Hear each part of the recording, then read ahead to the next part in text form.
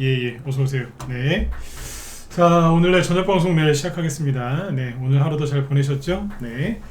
오늘은 이제 어제 폭락이 좀 많이 나왔죠? 근데 오늘은 이제 지수는 뭐 별로 올라오지는 못하고 조금 빠진 쪽도 있는데 환율이 일단은 안정세로 잘 마감을 해서 잘 끝났다라고 이제 보시면 되겠습니다. 뭐 쭉 하나하나씩 설명을 드리겠지만 일단 원달러 환율이 오늘은 급락을 했고 어제 올라온 거 다 빠졌다라고 생각하시면 돼요.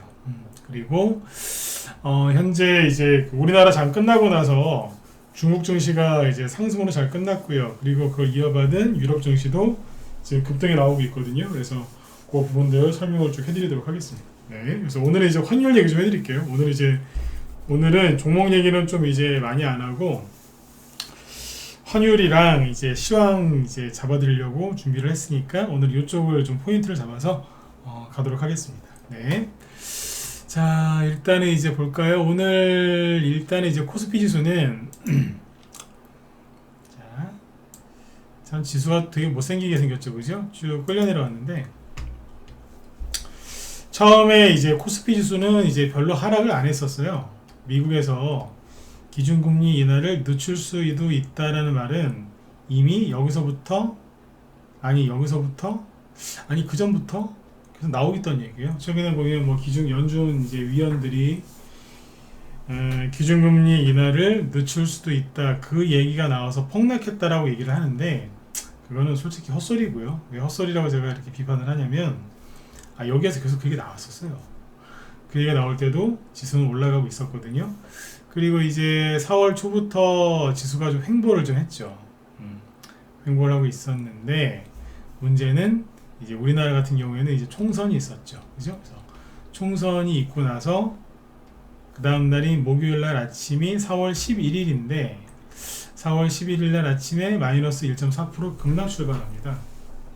물론 끝날 때 보합으로 이제 끌어올려서 끝나기는 했으나 그 다음 날부터 또 떨어지기 시작해서 이렇게 쭉 빠진 거예요. 그러니까 선거 전까지는 그냥 21선쯤에 있었기 때문에 한 2,700포인트 이상이 있었죠. 그래서 괜찮았었어요.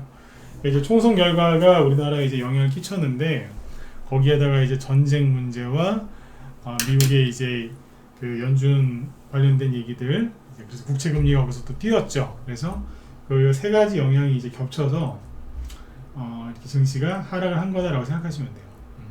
근데 아무튼 이제 멀쩡했다가 좀 떨어진 거고요. 코스닥 같은 경우에는 뭐 조정들을 많이 걱정을 하시는데 코스닥은 4월 초부터 이미 좀 이만큼 빠져 있었죠. 그거는 뭐 얘기를 쭉 해드렸지만 이만큼 빠진 거는 뭐냐면 요만큼이 이제 총선 전이거든요. 그때 이만큼 빠졌을 때는 뭐 삼천당 제약이나 아니면 HLB 같은 그런 바이오 기업들이 최근에 코스닥에서 많이 올라갔었잖아요. 그게 그때 급락을 했잖아요. 과열됐으니까 급락을 했고, 그리고 이제 그 2차 전지 에코프로랑 에코프로비엔 같은 2차 전지 관련주들이 급락을 했기 때문에 코스닥 지수가 이만큼 끌려 내려왔던 거고요. 거기에서 이제 총선 영향을 좀 받고, 그리고 아까 방금 말씀드린 이런저런 영향을 받아서 추가 하락이 또 나온 거죠. 이 전부를 갖다가 미국이 이제 기준금리 인하를 늦추는 것 때문이다라고 얘기를 하시는 거는 크게 잘못된 거다. 이렇게 보시면 됩니다. 이걸 구분해서 보셔야 돼요. 자, 근데 이제 그 환율이 일단은 환율도 이제 총선 이후에 총선 전에도요 약간 오르긴 했어요. 총선 전에 보시면 환율이 아주 천천히 조금씩 올라가고 있었거든요. 이거 올라온 것만큼 코스피 지수는 천천히 약간 떨어졌던 거예요. 왜 우리나라 사람들이 환율 변동성이 이렇게 민감할까요? 외환 위기를 겪어서 그렇죠. 외환 위기를 겪었는데 그게 뭐 다 환율 방어에 실패해서 그런 것처럼 이해를 많이 하니까, 그죠? 네. 그러니까 환율이 급등하면 외국인이 우리나라 주식 팔아서 우리나라를 떠나는 거다라는 그런 이제 선입견이 있죠. 고정관념에 빠져 있기 때문에 특히 우리나라 사람들은 환율이 급등하면 난리가 나요. 평상시에는 신경을 잘 안 쓰고 살다가 본인들이 해외여행 갈 때라든지 해외여행 갈 때 돈 달러로 이제 환전해야 되니까 그때 잠깐 신경 쓰면서 사는 게 대부분 다거든요. 근데 이제 주식하는 사람들은 환율이 평상시 신경 안 써요. 근데 이제 요럴 때 갑자기 이제 공포 분위기 조성하면서 확 오를 때 있죠. 그때 굉장히 이제 민감하게 반응을 해요. 음? 왜 그렇다고요? 외환위기를 겪어봤기 때문에. 지금 20대, 30대들은 외환위기를 잘 몰라요. 40대 초반도 외환위기를 겪어본 세대가 아니에요.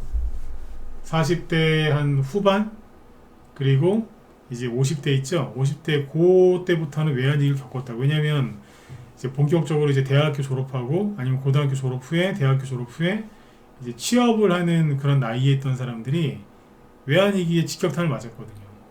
왜냐면 일자리가 줄어들었으니까. 응? 안 그렇겠어요, 그죠? 그 나이 때부터는 안다고요.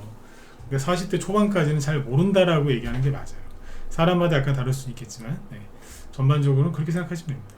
근데 왜 그렇게 놀랄까 우리나라 사람들이? 얘기를 많이 들었잖아요.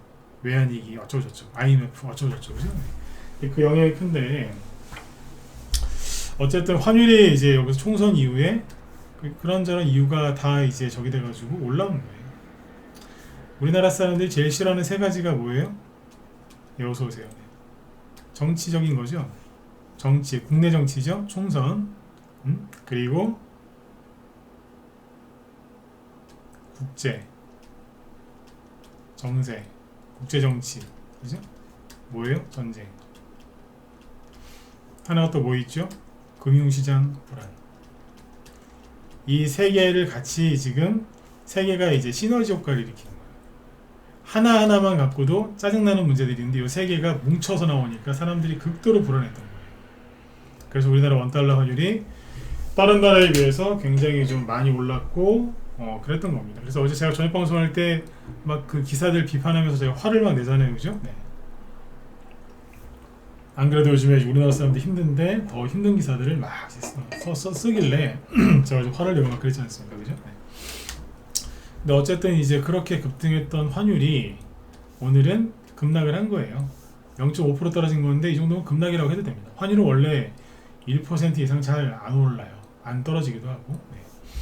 네, 아무튼 여기 보시면 총 4개잖아요. 선거 끝나고 나서 환율이 4번 올라갔다고 보시면 돼요. 4번. 하나, 둘, 셋, 넷. 그죠? 그 중에 하나는 꺾은 거죠. 네. 다른 나라에 비해서 오늘 우리나라가 환율이 많이 떨어졌어요. 그거는 어제 그만큼 우리가 많이 올랐다는 거예요.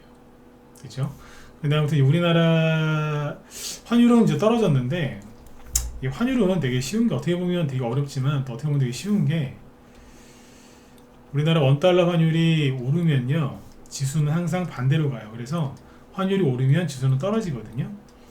환율이 떨어지면 지수는 올라야 되고 누가 먼저냐? 얘가 먼저예요. 이게 선이고 이게 후라고요.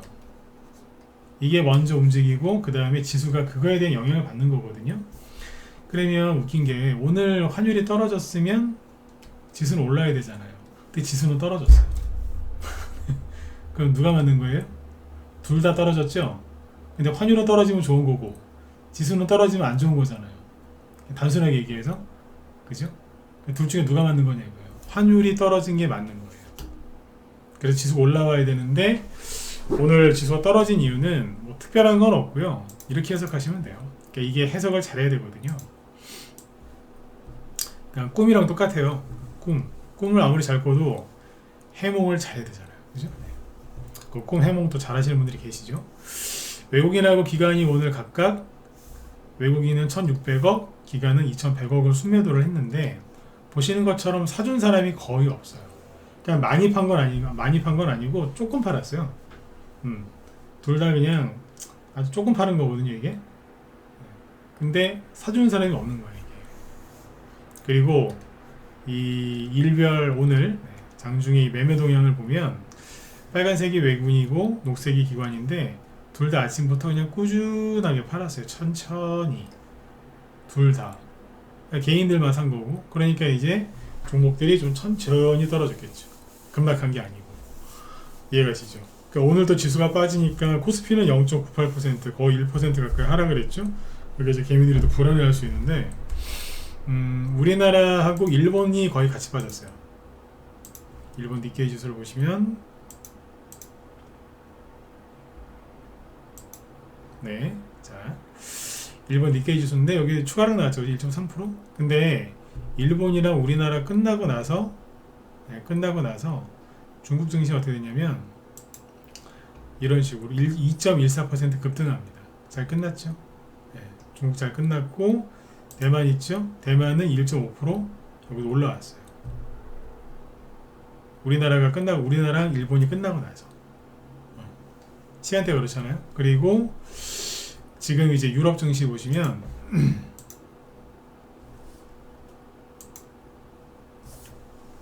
자 유럽 증시 열려있죠 지금.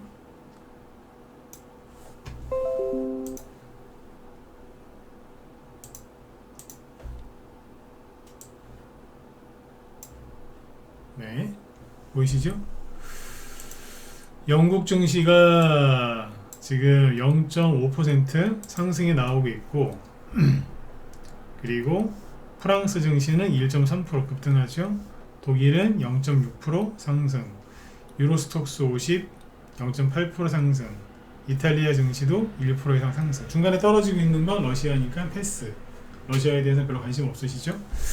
유럽 증시가 지금 크게 오르고 있어요. 특히 프랑스가 잘 가고 있죠. 그리고 지금 미국의 나스닥 선물 지수는 0.25% 이상 상승하고 있고, 그러면은 오늘 미국 증시가 이대로만 가면은 상승 출발할 가능성이 크겠죠. 그렇죠? 네. 그러니까 이제 어제 좀 우리나라가 좀 심하게 빠지고 아시아 전반적으로 빠지긴 했지만 어제 심하게 빠졌고요. 하루 만에 지금 환율도 안정이 됐고 지수도 오르고 있다는 거고요. 그리고 연준 의장이 어젯밤에 저기 캐나다 중앙은행 총재랑 무슨 대담을 나누고 나서 또 헛소리를 했어요. 응? 헛소리. 진짜 미쳤어 진짜. 뭐라 그러냐면 그러니까 매파적인 발언을 했다 이건데, 이 사람이 3월달에 저기 그 얘기 한번 해드린 것 같은데 3월달에 그 미국의 상원 하원 의원 거기에 이제 의회에 출석을 해서 청문회하는 그 자리가 있었거든요. 거기서 뭐라 그랬냐면 그 얘기를 했어요. 금리 인하가 늦어질까봐 또 그런 말을 자꾸 하니까 사람들이 힘들어하는 걸 내가 잘 알고 있다. 그래서 그거에 대해서 잘 할 것 같아, 대처를 잘 할 거다 이렇게 얘기했거든요. 근데 한 달 지나니까 또 말이 또 슬쩍 바뀌죠. 뭐라고?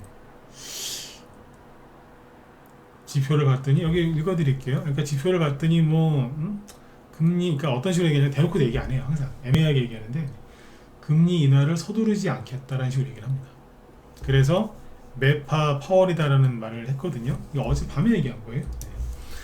그러면 지금 최근에 우리나라 증시가 급락하고 환율이 급등한 이유가 미국 연준에서 기준금리 인하를 안 할까봐, 늦게 할까봐 그래서 폭락했다는 거 아니에요? 근데 어제 드디어 연준 의장이 그런 비스무리한 말을 했어요. 그리고 오늘 추가적으로 더 급락해야 되는 거 아니에요? 환율 그냥 1400 뚫고 한 1450원까지 막 솟구치고, 그죠? 네, 코스피 주사 마이너스 2, 3%, 코스닥은 코스피보다 더 떨어져야 되니까 마이너스 한 4, 5% 폭락해야 되는 거 아니에요? 맞잖아요. 그죠? 네. 그래서 어제 지수 떨어질까봐 걱정도 더 하셨던 거 아닙니까? 근데 연준 의장이 이제 그런 비스무리한 말을 했단 말이에요. 그런데 여기 보세요. 제목이 뭐예요? 기사를 제가 하나만 딱 따온 건데 한 부분만. 매파 파월에도 담담한 금융시장. 그러니까 연준 의장이 그런 발언을 이제 했어요. 했는데 그 알려진 직후에도 별로 반응이 없었던 거죠. 읽어드릴게요. 주목할 점은 이날 파월 의장의 매파적 스탠스 변화에도 금융시장이 크게 흔들리지 않았다는 점이다. 여태까지 비둘기적인 얘기를 했었는데 요번에 매파적으로 바뀌었다는 거예요. 그랬으면 폭락해야죠. 그죠? 네. 근데 막상 이 사람이 그런 얘기를 했는데 다우지수는 거꾸로 0.2% 올랐고요. 어제 올랐잖아요. 그죠? 네. 그리고 S&P 500 지수는 마이너스 0.2%, 나스닥은 0.1% 떨어지는데 그쳤다. 그리고 연방 기금 금리 변화에 가장 직접적으로 영향을 받는 2년물 국채 수익률, 요거는 지난해 12월 이후 처음으로 5%를 넘어섰다가 4%대로 다시 내려왔다. 이겁니다. 그러니까 영향이 없었다고요. 그러니까 그쪽에서 가장 우두머리가 한마디 했는데 별일 없었다고요. 이해가세요? 그러면 최근에 우리나라 환율이 미친듯이 급등하고 미친듯이 급등한 건 맞거든요. 급등한 건 맞아요. 그죠? 네. 근데 그렇게 하고 어제 우리나라 증시 과하게 투에 나온 게 뭐예요? 그러면 뭐라고 설명해야 돼요? 아까 말씀드렸던 순간적인 패닉에 빠진 거죠. 어떤 패닉이요? 국내 정치 선거가 끝났는데 지금 후폭풍이 심하죠, 그죠? 네. 뭐 혼돈의 용산 대통령실 뭐 그런 얘기도 나오더라고요. 네. 정치 그리고 국제 분쟁 전쟁이죠.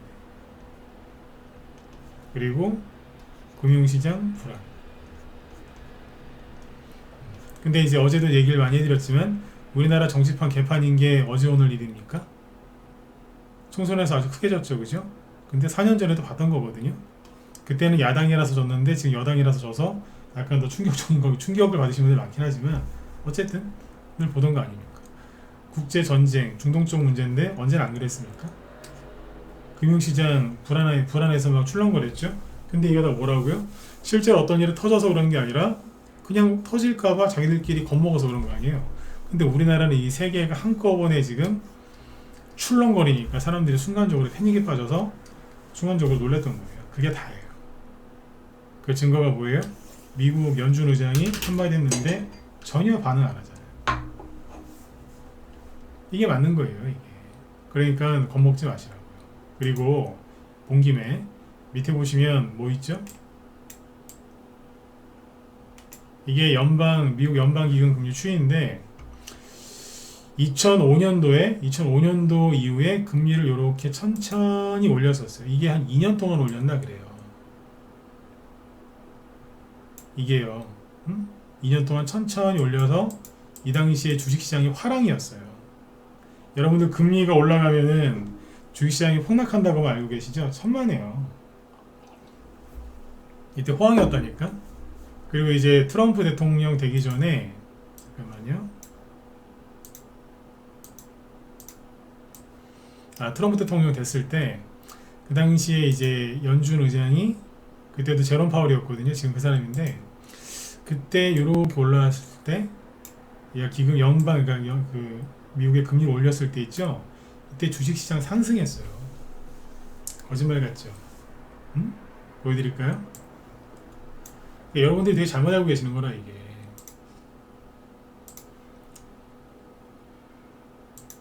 (2005년에서 2007년) 저렇게 올라갈 때는 아시아 증시가 더 많이 갔는데 보여드릴게요. 그 당시에 다우지수로 볼까요? 나스닥으로 볼까?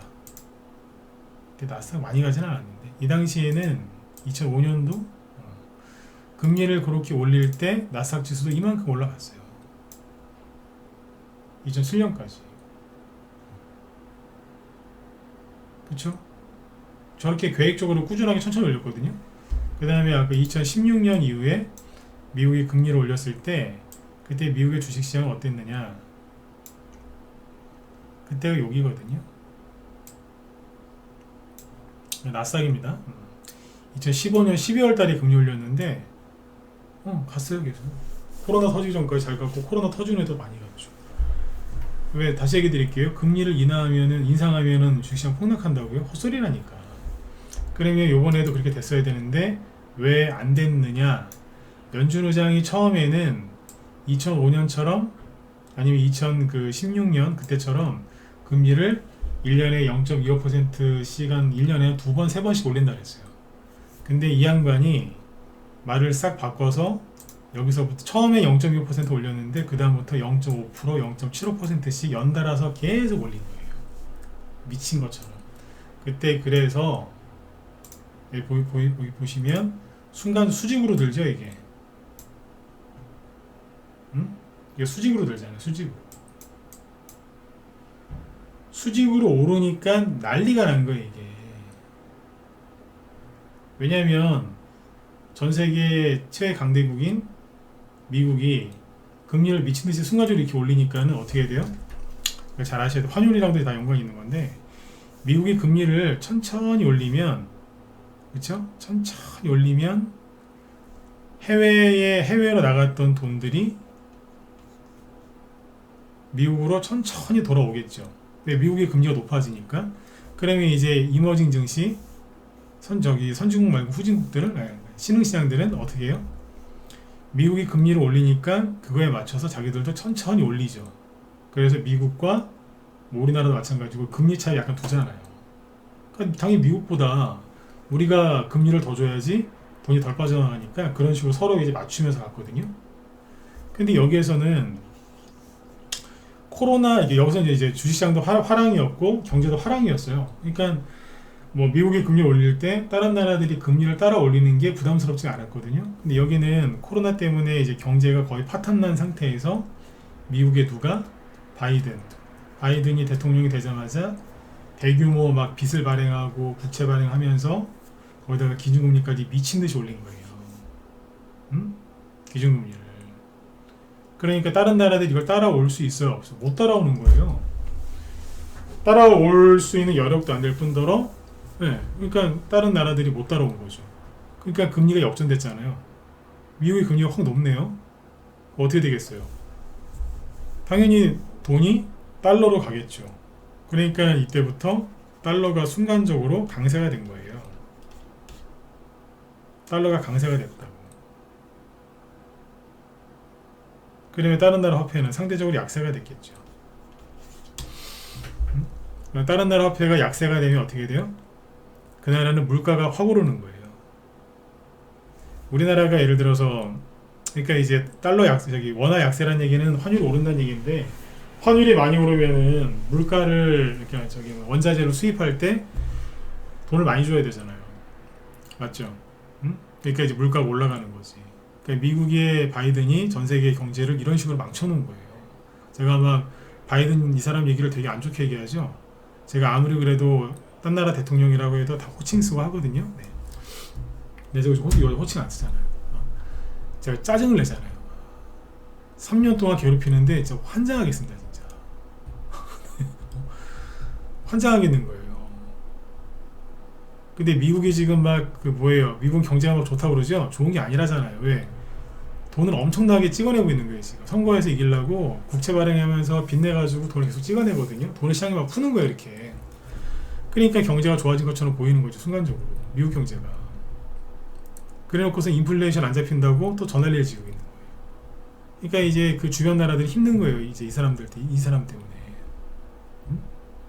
자기네들은 경제가 좋대요. 경제가 좋은 게 아니라 돈을 풀어서 억지로 경기를 부양시켜 놨으니 물가가 오르죠.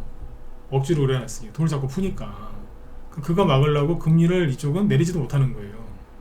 다른 나라들은 금리 인하를 해서 경제를 좀 살려야 되는데 자기들도 그러고 있는 거라. 금리 인하면 뭐예요? 또 돈을 또 풀 텐데 선거 전까지. 미국이요. 그래서 아무튼 이제 이런저런 문제들이 있는 건데 전 세계 환율 시장이랑 채권 시장을 교란시키는 게 누구 때문이다? 이 사람 때문입니다. 이 사람 때문이야. 그래서 환율이 실제로 바이든이 그 정권을 잡은 게 2020년 11월 달에 선거가 있었고요. 실제 시작된 게 2021년 1월부터인데 그때의 환율을 보여드릴게요. 보면 금방 아세요. 오늘은 환율 얘기한다 그랬죠, 그죠? 종목 얘기는 오늘은 패스. 네. 제 뒤에 김 실장님 방송하시니까 그쪽 가서 또 들으시면 돼요. 그러니까 이제 돈이 보세요. 여기에 달러 인덱스인데 달러 인덱스 여기에 올라가면은 달러 강세, 떨어지면 약세예요. 네. 근데 언제가 바닥이었어요? 바이든 취임했을 때 여기에요. 여기서 취임을 했거든요. 그때부터 이렇게 됩니다. 그때부터 미친듯이 올라, 미친듯이. 그럼 다른 나라 화폐는 떨어져요, 안 떨어져요? 다른 나라 화폐의 가치는 떨어지는 거죠. 달러 강세니까. 이제 그때부터 보시면 원달러 환율이, 이거 달러 인덱스였죠? 자, 이거 보세요. 이 원달러 환율이에요. 바이든 취임했을 때 여기에요.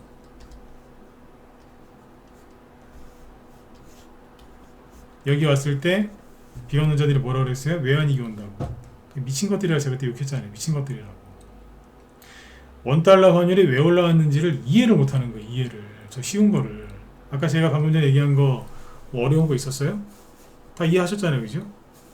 근데 뭐 외환위기 태어나고 자빠진 거예요. 지금도 또 그러는 거예요. 뭐 역사상 네 번째로 1,400원 찍었다고. 환장하고 있어 진짜. 근데 이게 왜 또 올라왔어요? 또 이걸 또 하는 거라, 이 짓을. 미 연준이 이 짓을 또 하는 거라고요. 금리 인하를 안 해주려고 시간 질질 끄는 거예요 지금. 본질은 그거라니까요. 응? 이해가세요? 이거예요 이거. 그래서 이제 주식시장이 지금 3년째 힘들잖아요. 22년, 23년, 24년, 그죠? 네. 힘든 이유가 저 사람 때문에 그래. 네. 근데 여러분들 좀만 참으시면 돼요. 왜? 11월 달에 선거 있는데 지금 당장 이제 미국의 대선이 이제 내일 치러진다면 트럼프가 될 가능성이 높은 정도가 아니라 트럼프가 된대요.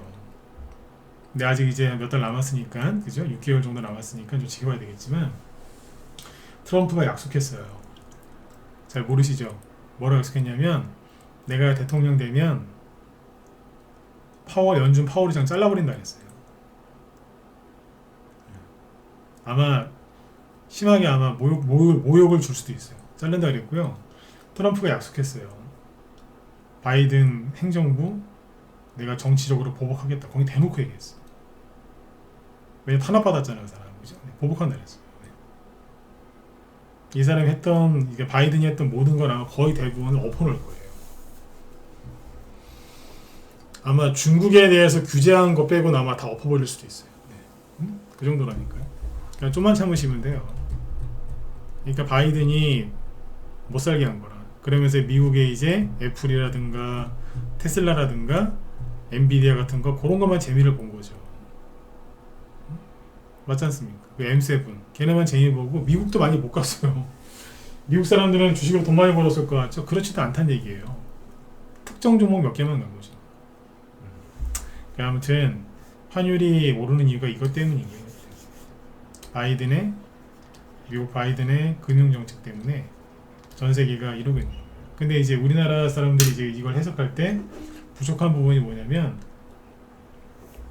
우리나라 경제가 안 좋아서 그렇다, 그래서 외국인이 나가서 그렇다, 이거에만 집중되어 있어요.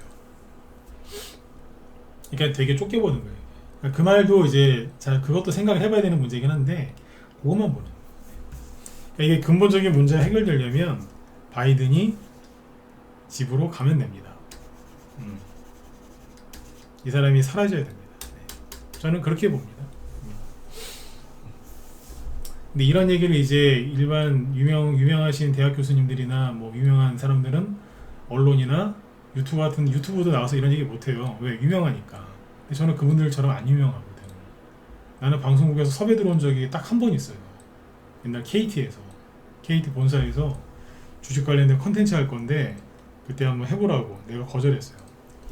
뭐 그런 건 있어요. 아니면 이제 뭐 주식 방송 뭐 SBS 이런 데서 나와서 하라고 한 적은 있는데 내가 싫다고 거절한 적 그런 건 있거든요. 네. 근데 아무튼 이제 그런 거는 이제 있어요. 근데 아무튼 TV에 나가는 거를 별로 안 좋아해서. 근데 유명한 사람들이 이런 얘기 못 하잖아. 그분들도 아는 분들 꽤 있어요. 왜 얘기를 못 할까요? 얘기하면 큰일 나지. 네. 공격받으니까. 생각이 다른 사람들한테 공격을 많이 받거든요. 근데 저는 뭐 그럴 저기가 별로 없으니까. 저는 편안하게 얘기하는 거잖아요. 네. 이게 맞는 거예요. 이게. 이 사람이 집에 가야 돼. 그러니까 이제 금리 인하를 올해 3번 해줄 것처럼 하다가 그게 언제 그랬어요? 여기서 그랬잖아요.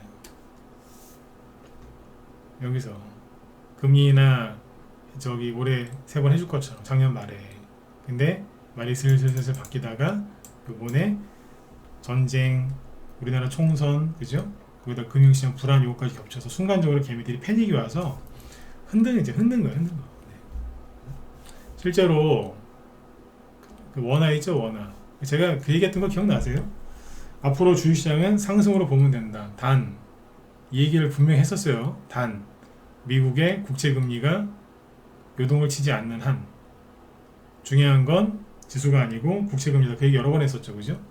그 연준 의장의 말을 어떻게 하냐에 따라서 국채금리가 왔다 갔다 하니까 그 사람이 그 짓만 안 하면 주식시장은 그냥 편안하게 상승한다라고 보면 된다. 그런 얘기를 여러 번 했다고요. 무방에서도. 얘기를 계속 해드렸던 거예요. 저 사람이 말을 애매하게 하면 주식시장이 그때그때마다 순간적으로 흔들릴 거다. 그런데 결국엔 갈 거다. 왜? 저 사람이 임기 얼마 안 남았거든요. 그래서 아까 보여드린 그림처럼 환율을 금리를 그때 미친 듯이 올리는 바람에 수직으로 올리는 바람에 문제가 됐던 거고 저게 다시 안정을 찾을 겁니다. 네, 그렇게 보시면 돼요.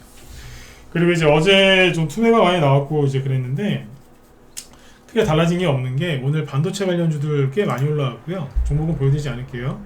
네, 반도체 삼성전자하고 SK하이닉스는 뭐 그냥 약보합 정도에서 끝났는데 누구예요 저기 중소형 반도체 관련주들 있죠. 반도체 뭐 부품, 뭐 재료, 반도체 장비주들 꽤 올라왔어요. 탄력도 좋고 그 다음에 어제 급등했었던 뭐 전기전선 관련주들 있죠. 뭐 예를 들어서 뭐 어제 급락했죠. 네. 잠깐만요. 봅시다. 종목을 몇 개 보여드릴 건데 뭐 그러니까 크게 달라진 게 없어요. 그냥 그대로예요. 네. 어제 좀 심하게 좀 과하게 떨어졌던 거지. 여기 보면 현대일렉트릭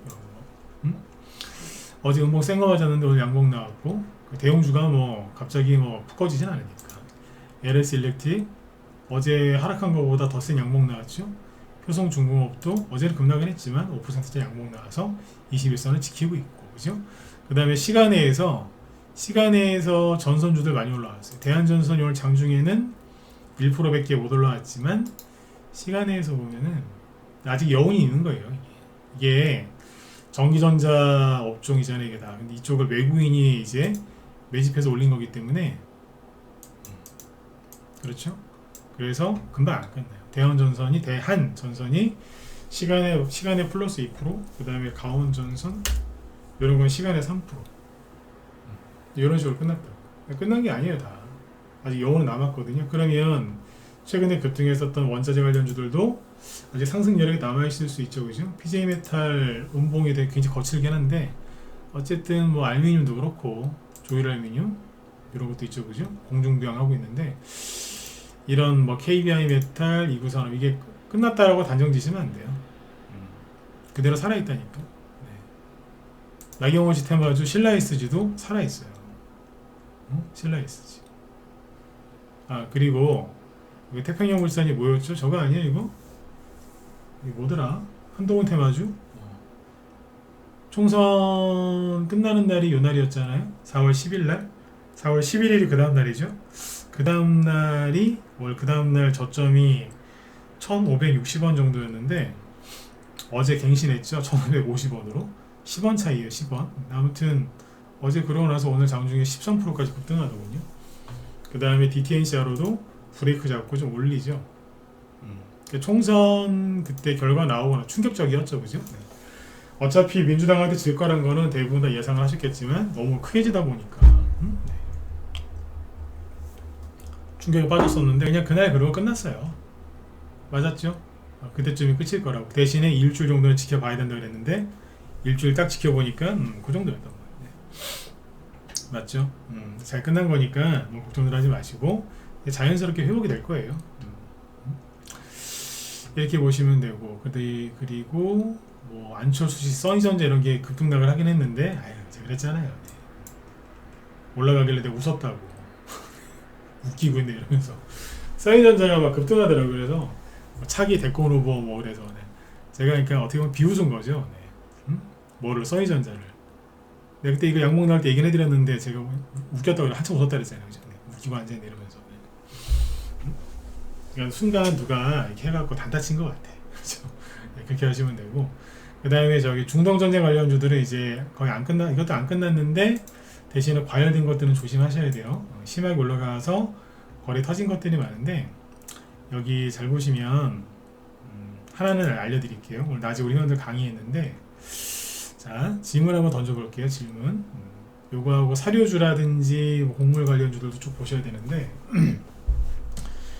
중앙에너비스가 상한가죠? 상한가나 나오고 조금 더 올라오다가 여기 앞고점이 있어서 살짝 걸려가지고 지금 약간 떨어졌거든요. 그래서 월요일날 마이너스 2%.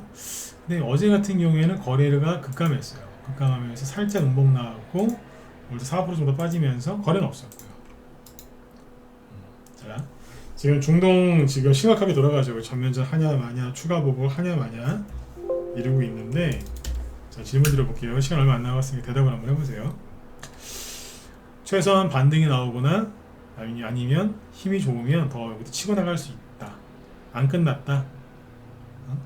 최소한 양봉 하나나 아니면 두 개도 생각하는 나올 수 있겠다.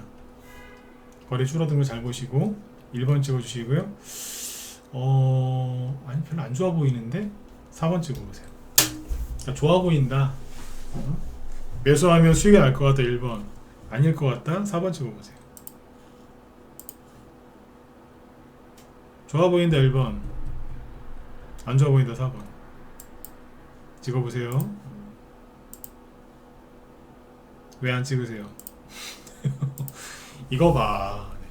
아니 환율이 왜 요동을 쳤고 그죠? 네, 지수가 왜 저렇게 했고 개미들이 패닉에 왜 빠졌는지 30분 넘게 설명을 했으면 마음을 이제 가라앉히시고 이제 여기에 집중을 해야 될 거 아니에요. 아니 환율에 대해서 이해를 아무리 잘하면 뭐예요? 종목을 이해를 해야지 돈을 벌든지 말든지 할 거 아니에요, 그죠? 네. 자, 4번이 많아요, 1번이 많아요. 4번도 있고 1번도 있고. 네. 안 좋아 보이세요? 근데 여러분들은 이제 저한테 많이 배우셔서 4번을 많이 찍으신 것 같고요. 일반적으로는 1번을 많이 찍어요. 거래가 급감하면서 눌렀으니까 팍 올라올 것 같거든요. 그렇게 많이 본다니까 실제로 일반적으로는. 근데 여기 있잖아요. 거래 나온 거 있죠. 이거를 월봉으로 보시면은 답 나와요. 월봉으로 보면 월봉이에요.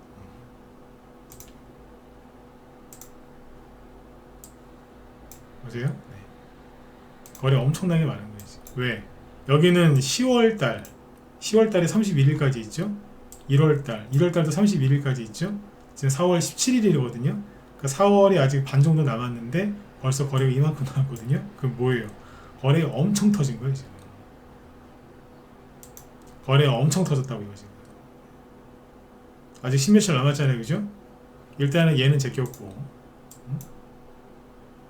더 터질 수 있다고요. 근데 거래가 더 터졌는데 여기를 또 못 제낀다? 그럼 뭐예요? 거래가 들어와서 자꾸 올리는데 못 올린다? 그러면 그건 더 위험해지는 거죠. 그죠? 네. 근데 여기서 실수하는 게 뭐냐? 아니 선생님 옛날에 보니까 여기 22년도에 거래 이만큼 터졌는데 그거에 비하면 거래 적은 거 아닌가요? 아닙니다. 왜냐? 22년도에 우크라이나 전쟁 터졌을 때 중앙에너비스가 그때는 대장이었거든요. 지금 대장이 누구예요? 흥구석유죠. 그때 흥구석유는 딸랑 양봉 하나밖에 안 나왔어요. 근데 지금 중앙에너비스는 옛날에 대장이었는데 지금은 대장이 아니라 후발주자예요. 그러니까 거래량을 절대적으로 비교하면 안 되는 거죠. 그죠? 근데 이거를 이제 일봉 차트로 보면 헷갈리니까 월봉으로 보면 답이 보인다는 거죠. 또 이 얘기했다고 또 오늘 밤에 또 월봉 차트로 돌려보실라 그러지 마세요. 네, 봐야 될 때 봐야 되는 거지 아무 때나 보면 안 돼요. 그러니까 이쪽에는 이제 계속 순환매가 돌 테니까 관심 갖고 보시면 되고요. 지금 제가 여기 보니까 제 뒤에 김 실장님 방송하시는데 사료주 한다고 하시거든요. 잠깐만요. 맞죠? 사료주, 곡물주라고 써놓으셨구나. 네. 여기 중동전쟁 곡물 관련주도 순환매 도는 거 있죠. 이거에 대해서 얘기를 하신다고 하니까 관심 있는 분들 들어가셔서 보시면 도움 많이 되실 것 같습니다. 네, 저는 오늘 환율 얘기에 집중을 했기 때문에 종목 얘기는 거의 못 해드렸네요. 그죠? 네. 자, 아무튼 여러분들 환율이 안정이 됐고 연준 의장이 매파 발언했음에도 불구하고 해외 증시는 급락하지 않았고 오히려 급반등 나와서 올라가고 있으니까 마음속에 있는 두려움을 다 던져버리시고 원래 하던 대로 하시면 돼요.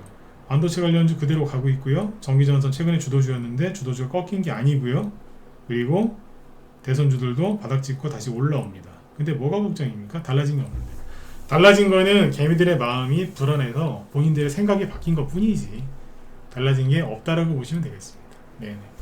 자, 아무튼 여러분들 오늘도 끝까지 경청해 주셔서 감사드리고요. 네, 내일 저희 방송 때 또 뵙도록 하겠습니다. 네, 수고 많으셨습니다. 네, 내일 뵐게요. 네.